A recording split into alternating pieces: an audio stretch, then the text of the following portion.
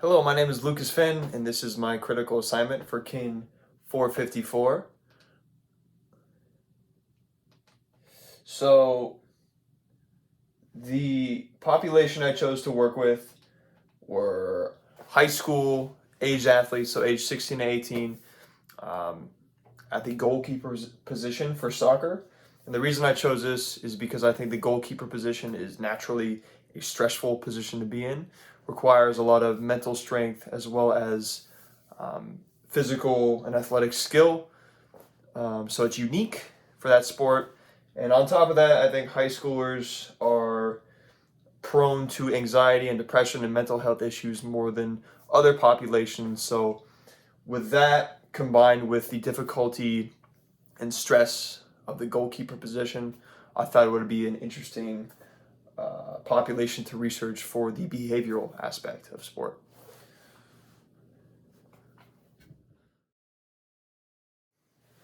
Now, the physical, social, and family environment factors that exist in a high school age athlete can influence the motivation, stress, and desire to compete and reinforcement that the athlete experiences. And starting with motivation, things like extrinsic rewards, such as trophies, um, public acknowledgement, verbal praise, Letterman patches, things that are common in a high school setting. Those are extrinsic rewards, and that leads to extrinsic motivation. And that can sometimes undermine intrinsic motivation. So take away from the athlete's internal desire to compete or be motivated. Um, and also stress, as I said, being a goalkeeper is stressful already. And the stresses of being a high schooler, such as homework assignments, applying to colleges, social pressures, relationships, that can all influence stress and add the stress that's already existing in that goalkeeper, um, which creates a risk for things like burnout. A high school goalkeeper's environment can also influence the athlete's desire to compete. Um, and that can show up in various ways. One being the amount of competitiveness that athlete experiences at practice or in games from their coaches or parents or teammates. And too much competitiveness that exists in those settings can lead to some stress and maybe some burnout. And contrarily, not enough competitiveness, too much cooperation within the team and at practice can do the same. So research says that a good balance of those two influences the most desire to compete in an athlete at the high school age. And lastly, reinforcement. Um, that can come in two different ways. There's positive reinforcement and negative reinforcement. And from a high school athlete's environment, uh, an example of positive reinforcers could be verbal praise, trophies, public acknowledgement. Those are all positive reinforcers and can have a positive impact on the athlete's experience and overall performance. And there are also things that are negative reinforcers, such as punishments or an example for a goalkeeper could be that a goalkeeper misses a save during a game or at practice, and the coach or parent punishes that athlete by making him run laps or do extra work, punishment. And because it's a negative reinforcement, that can influence a fear of failure, anxiety, burnout, and ultimately poor performance in that athlete. So, positive reinforcement is encouraged by coaches and parents and a high school athlete's overall environment. So, I came up with 6 different goals for my athlete: 2 outcome goals, 2 performance goals, and 2 process goals. And I'll start by going over the outcome goals, which are more team oriented goals. One being allowing no goals in the season opener because there was 3 goals allowed in last season's opener. And to do that, our strategy is to get 20 minutes of extra practice between all the players, the strikers, defenders, and goalkeepers to hone in those skills and hopefully not allow as many goals. And our second outcome goal is to place within the top three in our league and hopefully become a playoff contender versus last year's last place in the league. That's a big jump. It's a difficult goal to attain, but it is possible. And the way we plan to do it is to build team cohesion and chemistry by getting that extra skill practice and using team building exercises to build the chemistry on and off the field. And that'll happen through influencing our goalkeeper to take on a leadership position and encourage his or her teammates to take that extra time to build that chemistry. Now, my first performance goal for my athlete is to allow no more than 2 goals within the first 3 games of the season, which is a big improvement from last year's. And the way we're going to do that is to continue to get that extra practice, an additional 20 minutes before practice and on game day, practicing reacting to shots from multiple spots on the field. So really practicing not just shots directly at him, but coming from everywhere, a real game simulation type of practice. And hopefully that'll lead to accomplishing this performance goal. And our second performance goal is to up the save percentage that currently exists in my athletes. So right now, they're sitting at 50%.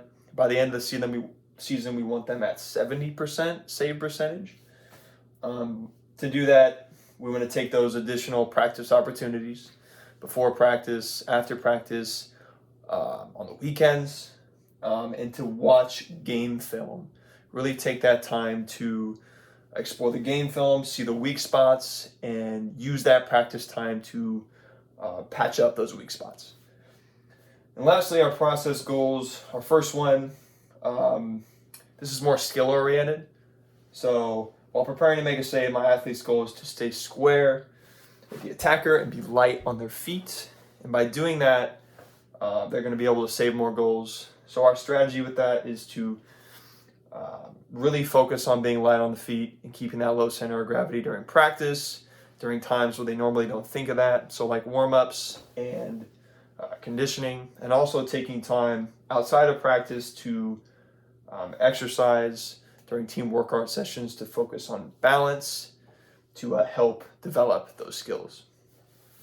And lastly, by the end of the season, my athlete's ability to make aerial saves will improve through practice of jump timing and technique. So once again, this is more skill oriented, a process goal. And we're going to do that by practicing reacting to high balls, kick that by teammates and extending the body, and also taking time during team workout sessions to focus on plyometrics and reactive exercises to really help us develop those jumping skills. So for my mission statement, I'll read it to you. For God has not given us a spirit of fear, but of power and of love and of a sound mind. And the reason I chose this as my mission statement is because I believe that fear plays a large role in the way athletes perform and the way just people in general go about their lives. I know it's affected me as an athlete and as a person. So I think this verse is a reminder that fear is not a part of us. We're not born with fear. It's something we develop over time through experiences. But what we are born with is that God-given strength and love. And when we allow God to guide us toward our true selves and those God-given capabilities, the fear will wash away. So this is something that I plan to tell all the athletes I work with. And I plan to remind myself moving forward as I achieve my goals. Now, lastly, I'm talking about what I learned in this class because I learned a lot. This is one of the more informative and enjoyable classes I've taken at CBU, actually. And some things that stood out were the behavioral theories that we learned and how they ultimately help athletes achieve their athletic goals. They're very specific. I didn't think they would be that helpful, but learning about them really points out a lot of issues that may exist in someone moving towards their goals and how to deal with those issues. For instance, the trans theoretical model really resonated with me because I went through the stages of how an athlete deals with their goals and their success.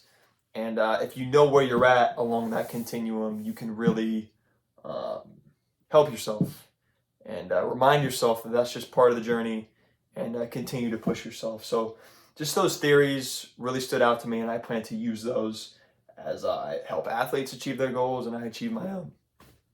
And lastly, just the goal setting strategies that we learned um, was really helpful to me. And I'm definitely going to be using that as I move forward in my career because having that knowledge of how to correctly set goals is important.